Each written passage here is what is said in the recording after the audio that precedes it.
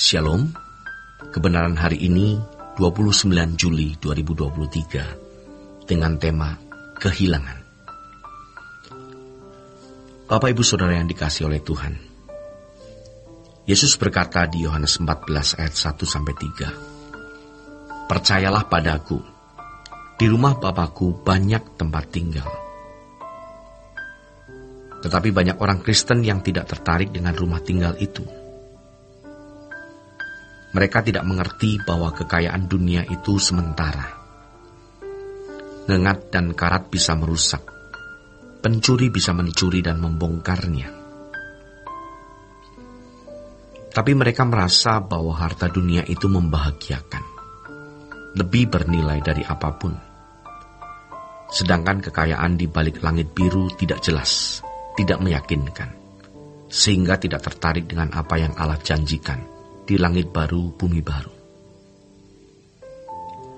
Banyak orang Kristen yang tidak bertumbuh dalam keyakinannya terhadap Allah, sehingga tidak mau menuruti apa yang Tuhan kehendaki.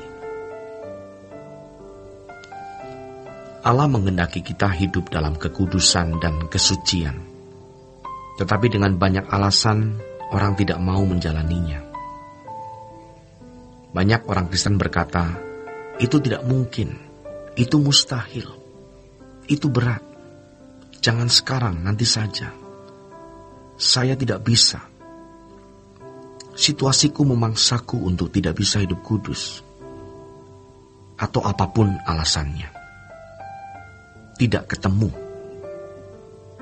Minatmu dengan minat Allah tidak nyambung. Apalagi anak-anak muda. Mungkin mereka merasa belum waktunya bicara soal kekekalan, soal surga. Dan kalau mereka dengar suara iblis yang dengan licik mengatakan, belum waktunya bicara soal kekekalan, soal surga, maka pasti mereka menunda hidup kudus. Padahal menunda hidup kudus itu akan sangat merugikan. Karena setiap fase usia, seseorang harus mencapai kesucian dalam tingkat-tingkat tertentu. Ada semacam kuota yang harus dipenuhi. Dengan menunda, maka pada waktunya kita tidak bisa mengejarnya. Banyak orang anggap sepele. Mari kita mengejar ketinggalan sebelum waktu kita usai, habis. Allah mau memberikan kasih-Nya.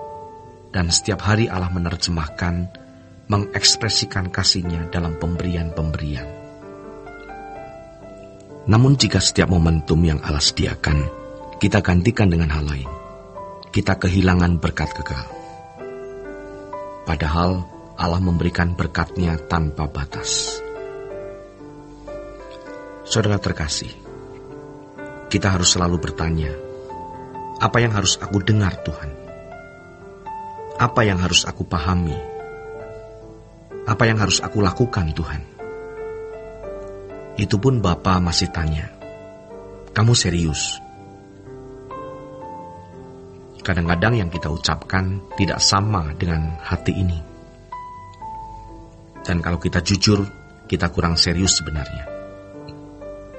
Ada basa-basi. Ada unsur retorika doa di situ. Petunjuk Tuhan adalah berkat kekalnya. Ingat, kita punya kesempatan terbatas untuk memiliki Dia. Artinya untuk belajar mengenal Dia, memahami kehendak-Nya untuk kita lakukan. Penghayatan betapa berharganya Allah dalam hidup kita, sampai kita bisa mengerti bahwa Dia lebih dari nafas dan darah di tubuh kita ini. Dan itu sebuah realitas. Artinya perasaan kita benar-benar menghayati hal itu. Jika kita sampai pada penghayatan ini, kita baru bisa merasakan kebaikan Tuhan atau kasih Tuhan yang dicurahkan kepada kita.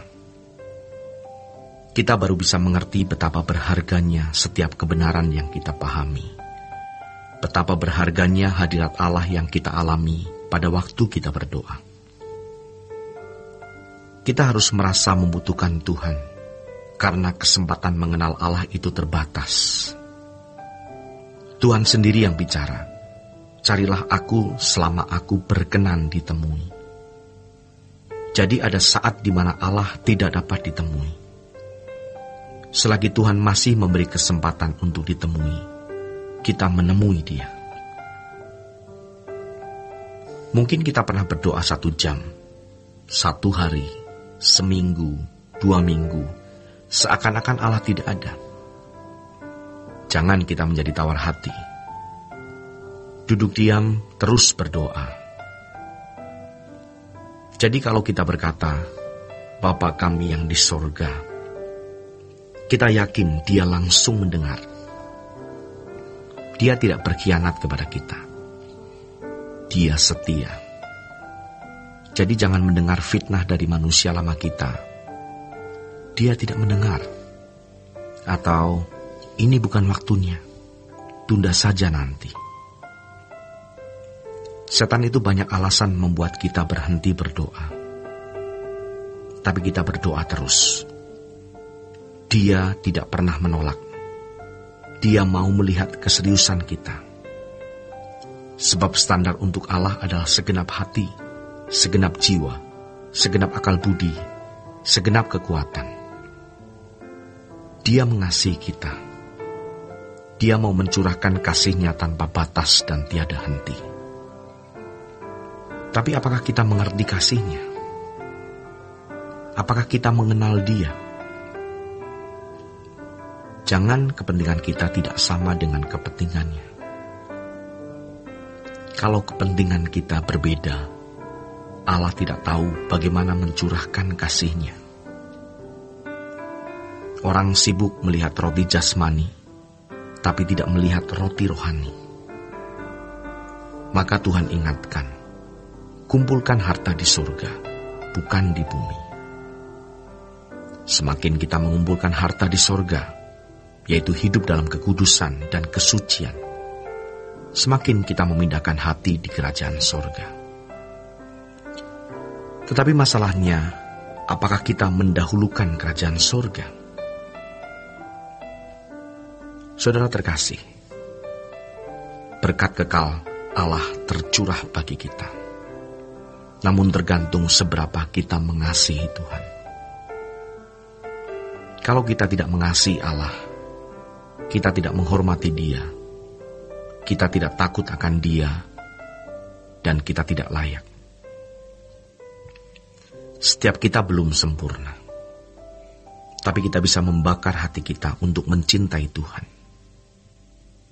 Dan tidak ada orang yang bisa melarang kita untuk mencintai Tuhan. Dan hati yang tulus akan direspons Tuhan. Tidak menunggu kita sempurna. Asal kita sungguh-sungguh mau mengasihi Tuhan, Tuhan merespon. Jangan takut, Dia di pihak kita. Demikianlah renungan pada hari ini. Tuhan Yesus memberkati.